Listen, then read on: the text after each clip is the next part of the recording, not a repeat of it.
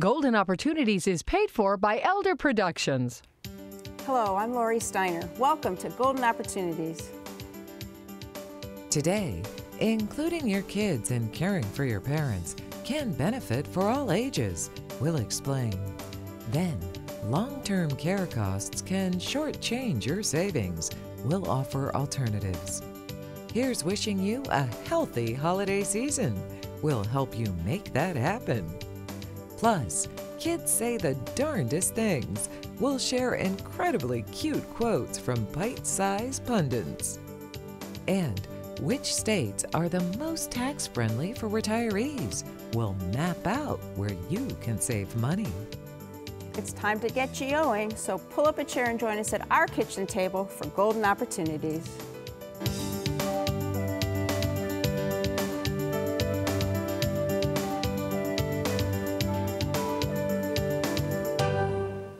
We tend to think of caregiving as one-on-one, but what if you had more of a zone defense? Judy Verba is here to share why a team approach can be a win for everyone and where you might find your most valuable players. Judy is a licensed independent social worker at the Benjamin Rose Institute on Aging. Welcome to the show. We're happy to have you here. Thank you. Nice to be here. It seems like a family caregiver kind of tends to take on everything themselves. Why is that? For many, it just seems like a natural thing to do. First of all, many caregivers are women, and I think that women tend to take on a lot just in many areas of their lives. But when it comes to caregiving, we're often caring for our own parent, and so we naturally feel responsible for them, and we tend to take it all on, and that includes the stress that comes with taking on all of the responsibility. And there's so many parts of it. It would be nice to have help, right? Absolutely.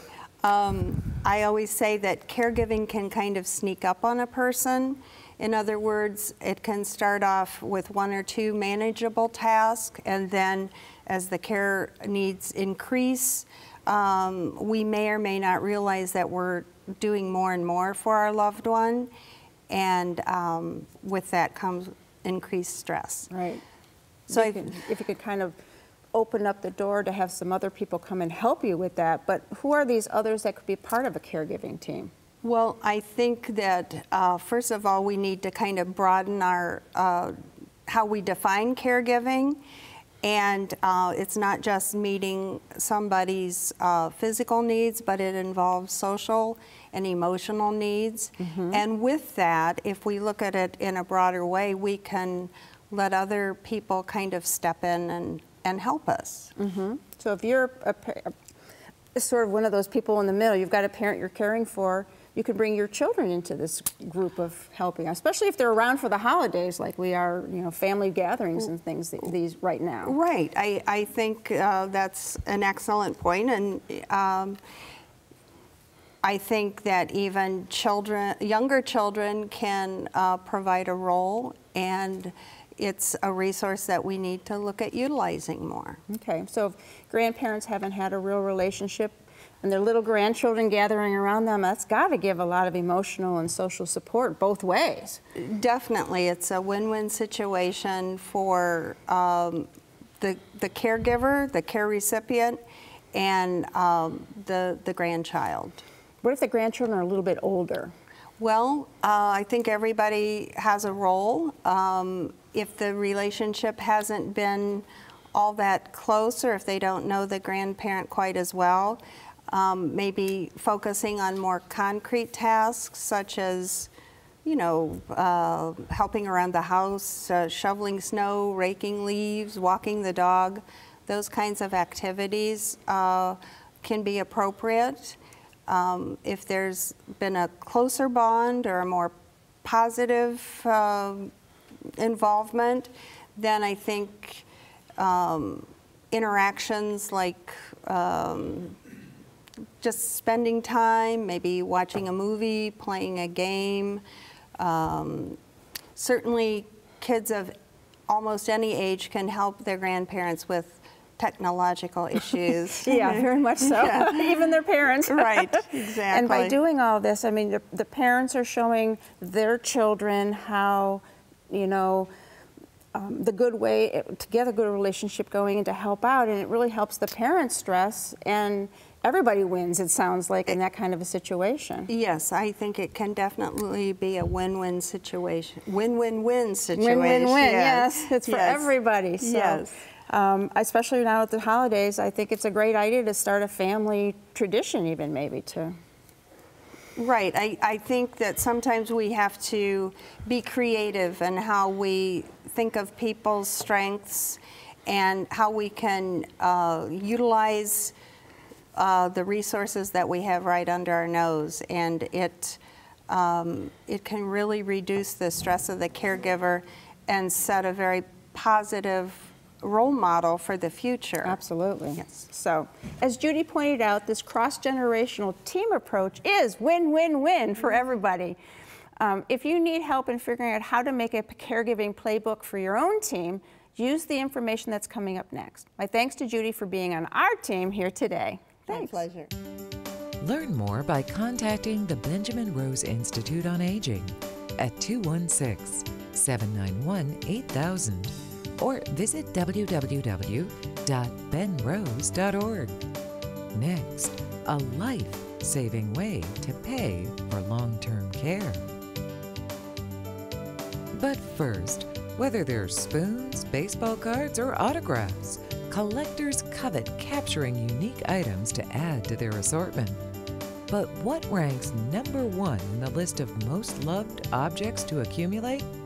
We'll be back lickety-split with the answer.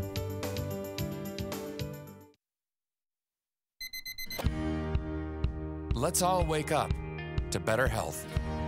Breathe it in and let it all out. Find a partner, an ally, a Metro Health doctor who will listen as long as it takes, so you can celebrate every day by living it your way. Get your physical, checkup, regular screening at Metro Health, and wake up every day to better health. Change is healthy. Stamps go straight to the top of the most collected item in America. For those who don't prefer postage, second place goes to gathering a group of adorable dolls. You planned perfectly by buying a long-term care insurance policy, but now your premiums have become incredibly pricey. Are your only options to keep on paying those ever higher prices, or to leave your policy and lose what you paid into it? Jim Lineweaver has another idea. Jim is a certified financial planner professional with the Lineweaver Financial Group. Welcome back to the show. Good to see you. Yeah, long-term care insurance seemed like a good idea at the time. It did, yes. I mean, when you look back at all the statistics, and as everybody was getting older and having these huge either assisted living facility stays or nursing home stays and just devastating people's retirement, people were proactive and they went out and they bought a traditional long-term care policy. Right. But unfortunately, what you're seeing the last few years is the insurance companies have kind of missed the pricing on these over time. And unfortunately, they're seeing increases anywhere from 50 to 60%. Wow. And that you could just go ahead and pay, or you're going to have to adjust the premiums to try to compensate for that. So why did the premiums go through the roof? Well, people are living longer, so the good thing is that there's been advancements in medicine to keep people alive, but unfortunately there hasn't been a lot of treatment to get people really healthy, to get them back out of the facilities, okay? So you got longevity issues. It's almost a little bit of a perfect storm because there's been very low interest rates for a long period of time, so the actual return on the insurance company's assets are lower than expected. You know, things like Alzheimer's and stuff are keeping people around longer, and it really provides for a lot of unfortunate claims that are being paid out there. I mean, they're very necessary and very required by the insurance companies to pay them and everything, but they also have to stay solvent. So the states, when they look at these premium increases, have to say, what's the interest of the underlying policyholder versus can the insurance company stay solvent to keep paying those premiums, and that's where the problems come in. Wow, yeah. So our options: keep paying, or cut back on your benefits or drop the policy, but you have something else that you have in mind. I do. With these ever-increasing costs, and it doesn't seem like they're going to end anytime soon, what more companies have done recently is they've combined life insurance with long-term care together. So this way, no matter what you're paying in at some point in time, you know you're going to get something back, because worst-case scenario, you're going to actually get the death benefit for the family, but it's a way that you can actually kind of be a little more predictable and make sure that the care is going to be there if you need it down the road. Okay, so you got an example of how that works, correct? I do, yes. So we looked at a 65-year-old male, and if he had a $100,000 lump sum payment into a contract like this, if he became needing to at least 2 activities of daily living, then he could get about $4,900 a month for long-term care for up to 6 years, so it's a good long-term payment. And if they didn't use any long-term care, he'd get about $148,000 death benefit whenever he would pass. And also then, if no long-term care was needed and you just wanted your money back, well then you're going to get 80 cents or 80% back on the dollar that you spent. Not too bad. No, it's not. And then for females, what ends up happening is they would actually get a $4,300 a month long-term care benefit or $164,000 death benefit for somebody at the same age of 65. Okay, but what if you didn't want to have that big upfront payment? Yeah, what you can do is some of these you can actually pay in a monthly or annual installments, okay, so it can work that way. But also there's life insurance policies out there that put on a chronic illness rider. And what that basically is going to be 2% of your death benefit. It can be paid out on a monthly basis, and then that can help pay for your long-term care to a maximum daily benefit of $340. But what you're also looking at is about a 10 to 12% addition to the annual premiums that you would normally pay. Okay. At least this way you can lock in some of the premiums, a little more predictable, and guaranteed one way or another to get your money back, so it's just not lost. So there's options. There is. Long-term care costs can be catastrophic to your retirement savings, but there are affordable options to properly plan for this, at this point, very likely phase of life. To find out more, give Jim a call. His number's next. For more information, call the Lineweaver Financial Group at 1-888-313-4009 or click to www.lineweaver.net. Next, have your health and your holidays too. Looking for places to go, things to do? Welcome to our community calendar. It's time to get glowing. Now through December 31st, the Cleveland Botanical Garden presents their annual celebration of seasonal cheer, Glow. Enjoy a train ride, gingerbread houses, holiday carolers, dozens of decorated trees, and more. To unwrap more details, call 216-721-1600 or dig into their website, www.cbgarden.org. The holidays are here, but this season you may not only be welcoming friends and family, but also illnesses and infections. Dr. Robert Resnicki is here to list the ways to have a happy holiday, a healthy holiday season, so you can greet the new year feeling fine.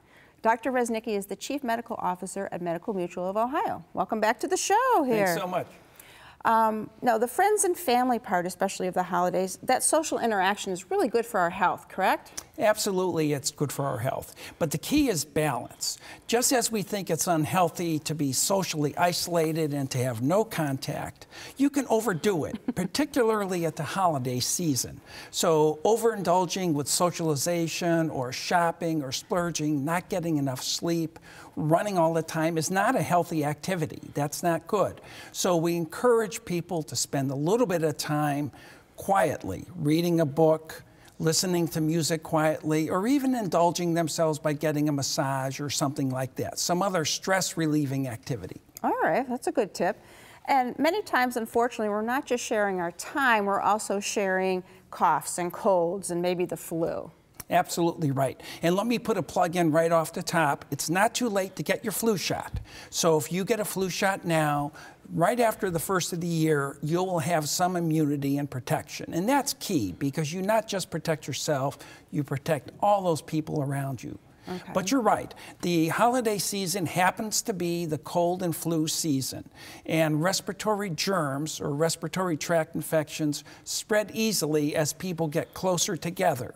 Shaking hands, hugging, being very close at social activities, accidental coughs or sneezes, spread those germs everywhere. So it's really important that you wash your hands regularly, bring a hand sanitizer if you're not going to be able to do that, because we all tend to shake hands a lot that time of year and spread those germs. Right. And a good night's sleep can help too, even if you don't have those sugar plums dancing in there. It's just to keep everything together, right? Right. Well, you and I are maybe a little mature for the sugar plum dancing in our head, but still, you're absolutely right. And I think your mother was right when she said you can get run down and that's how you get sick. And you might have said, oh, mother, you know, that's ridiculous. Right. But that expression, sick and tired, that goes together really is together. And what we've learned from research is that certain very important chemicals that your body produces to fight infection and to stimulate your resistance to infection are stimulated when you're sleeping. Oh. And so good restful sleep increases those chemicals. So it's very important. All right. And there's a lot of parties where there's going to be that great, wonderful, happy, healthy, not so healthy holiday food. Do we have to really pass it all up? Absolutely not. And I think most physicians or most caregivers would not encourage you to do that. But they would encourage you to make a contract or a commitment to yourself. So when you get there, before you even get in that line and see all those things that are so tempting, tell yourself what your limit is. You can have one or you can have two. Often they all look so good, by the time you get to the end, you've got 6. Right.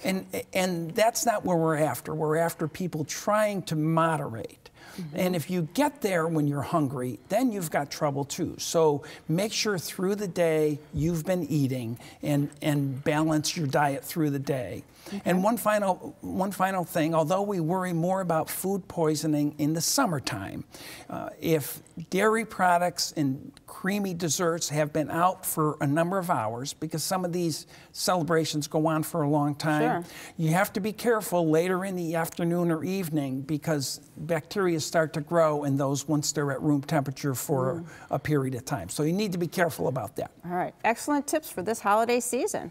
Follow Dr. Reznicki's advice and give yourself the gift of health this holiday season. It makes for a very happy holiday. My thanks to Dr. Reznicki for joining us today. Thank you so much. Find out more about Medical Mutual of Ohio by visiting www.medmutual.com/go or call 1-844-606-5387. Up next, out of the mouths of babes. It's time to get up and go, an exercise segment on golden opportunities. Hello everybody, it's Mike Carbon from Breakout Fitness, and today we're going to show you how to do a basic body squat using our exercise bands. You ready to go? Let's squat. Let's do it. All right, we're going to start by standing on the center of the band. We want to make sure the band's even between both feet. All we're going to do here is we have a chair behind us just to kind of give us a guideline of how low we're going. So we're going to go ahead, squat down till our backside touches the chair, and then simply stand up. The resistance of the band is going to make it a little harder and help you work on them legs. How you feeling? Oh, feels good. Excellent. Now we're looking for 12 to 15 repetitions here and at least 2 to 3 sets to build your legs. Doing good. All right. All right. All right, everybody. Now it's your turn to get up and go. Perfect. For your copy of the exercise booklet, send $1 for postage to Golden Opportunities, 6105 Parkland Boulevard, Suite 140, Mayfield Heights, Ohio, 44124. Kids can have the most creative comments. And over his 30 years of teaching, Irv Corman heard an incredible amount of adorably amusing utterances from his elementary-age students. Lucky for us, he took good notes. And the result is a soon-to-be-published book called Antoine Was Here, 30 Years of Kids Quotes. Irv is here today to share some of these must-hear messages. But first, we've got to talk about the title of the book. It's actually Antoine Was Here, H-E-A-R. That's right. So how did that happen? Well, besides being a speech-language pathologist, I was a freelance entertainment writer, and sometimes the two collided with each other, and I was supposed to interview Bob Keeshan, Captain Kangaroo. Mm-hmm. And I told the publicist, you know, I'd interview at lunch between schools, and I gave them my school number in the morning. Well, they miscommunicated, so he called the school, Bob Keeshan, so I'm in the class, and over the loudspeaker, the whole school, Mr. Corman, could you come to the office? Captain Kangaroo's on the phone. So you can imagine. So I dismissed my class and I went and I explained the problem. And so I interviewed him at lunch. But in the meantime, my other class came and I wasn't there. So I came in the room and one student had been there and left on the chalkboard was Antoine was here, H-E-A-R. And so I remembered it. So, you know, it was just one of those things. Yeah. And how did you gather all of these quotes while you were actually trying to teach? Right. Well, I had about 5 children in a group, and I had about 4 or 5 groups in the morning, and I went to another school after lunch and did the others. And so I had my lesson plan books here, and when a student would say something funny, I would say, "Excuse me," and then I would write it down in the back. My. So, lots of quotes I yeah. see there. So after 30 years, I had 30 of these, and the first year I retired, I thought, I'll look. So I went and I took each quote and I put them each on a index card. Right. And so I classified them by, you know, what'd you get for Christmas, what'd you do over the weekend, things like that. And so I just put them together. And so let's hear some. Come on already. You want to hear some? Well, sure. A lot of them would confuse George Washington and Abraham Lincoln because, you know, their birthdays were the same month. So they get them really mixed up. Like, who's George Washington? He was the first president of the United States. What did he do? He chopped down a cherry tree. Well, yeah, I know he did that, but when his father said, "Who chopped down this cherry tree?" who did he say did it? He said Abe Lincoln did it. You know. Or, you know, who was Abraham Lincoln? He invented the penny. That's a good one. And that's just it. They were so serious, you know, about it. Or they take things very literally. Right. Or, you know, we're on different wavelengths. For instance, I'd say, "Who can tell me the capital of Ohio?" "Oh." You know, or I went to the ballet with my class and we saw Cinderella. And I said, "Oh, and what happened at the end?" We clapped. You know, things like that. Or I'm going to summer school. "Really? What are you taking?" An eraser and a pencil. So it's like different wavelengths, but they're so serious about it, you know. And it's just, these started, I taught from 67 to 97. So some of these kids now are like 50, you know, or older. And I was reading them in 1997 from 30 years ago, and I was still laughing out loud at them. Oh, yeah, and, definitely. I just it's think ageless. Exactly. I just think they're, you know, it's funny. Especially since these kids are older now and probably have their own kids. Yeah, they'll buy these books and go, "Oh, did I really say that?" Exactly. So hopefully they won't find me and say, "I want part of the money you're getting for this book." So anyway. While Irv Corbin was teaching his students speech and language skills, his students taught him the lesson of enjoying innocent humor. And that's a lesson we can all still learn. Thanks to Irv's book, Antoine Was Here, 30 Years of Kids Quotes. To order a copy, use the information that's coming up next.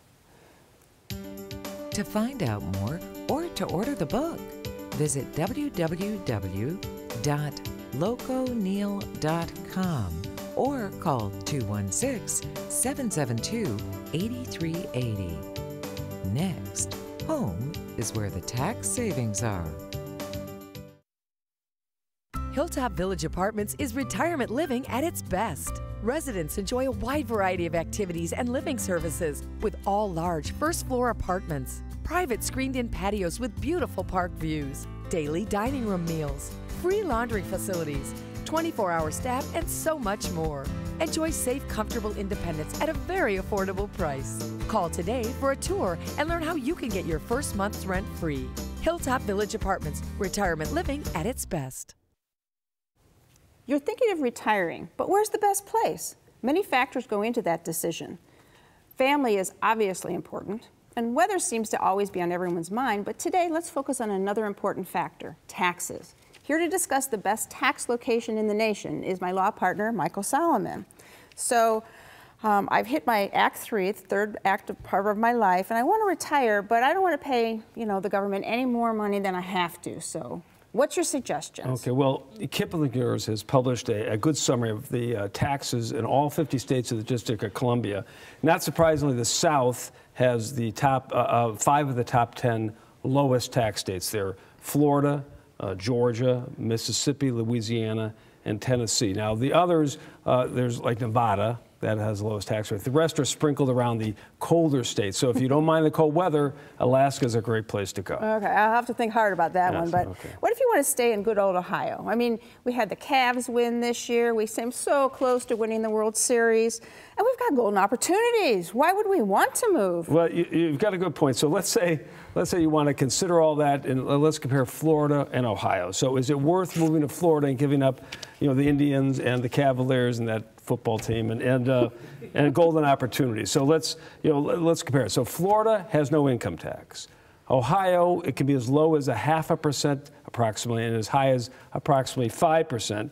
Plus, in Ohio, each city will have their own income tax. So if you decide to stay in Ohio, for many people, it can cost you thousands of dollars more of income taxes. Now, the good thing is Social Security is not taxed in Ohio, and most cities don't tax interest and dividends or retirement assets. But, you have to consider all of those things. So that clearly favors Florida, the income tax rules. Secondly, sales tax. Surprisingly, Florida has slightly higher sales tax than Ohio when you average it out statewide. The Kipling Group said Ohio was 7.5% and Florida was a little over 7%. But Cuyahoga County is at the maximum, so that's 8%. The estate tax, that used to be a big factor. People said, I want to move to Florida, there's no estate tax, and there isn't. But Ohio got rid of their estate tax in 2012, so that's not an issue anymore. And then finally, property taxes. That favors Florida. They have a lot more exemptions for older people, and plus they have this thing where if you're primary residence, they cap how much the value of the house can increase each year, so it'll keep a lid on your property taxes. So taxes tend to favor Florida. Okay. So quickly, any other ideas of how to make that decision? Well, research, obviously. You ought to look at a lot of things. Is the cost of housing, is there nice amenities in the area, parks and recreation, good medical care, that sort of thing. So you ought to look at that, how close or how far you are from family members, depending on what you want. So all those factors go into it. All right. It sounds good. At least it's something to think about for people deciding where to live. So where you live the rest of your life is very important. All of these factors need to be researched before you make this very important decision. Need help adding up these tax and other options? Give Mike a call. His number's next. Call Solomon, Steiner, and Peck at 1-888-236-5173 for more information or to schedule a speaker for your organization. Or log on to www.ssnplaw.com. Thanks for joining us. On next week's show, an insider will share stories from Social Security's 80-plus year history. By law, do you have to shovel your sidewalk? We'll have the arresting information. And AARP is ready for 2017. But until then, please remember to make the most of your golden opportunities. If you'd like to join our kitchen conversation, visit our website, www.goldenopportunities.tv. Like us on Facebook. Call us at 440-742-GO-TV or email us at kitchen@goldenopportunities.tv. We'd love to hear from you.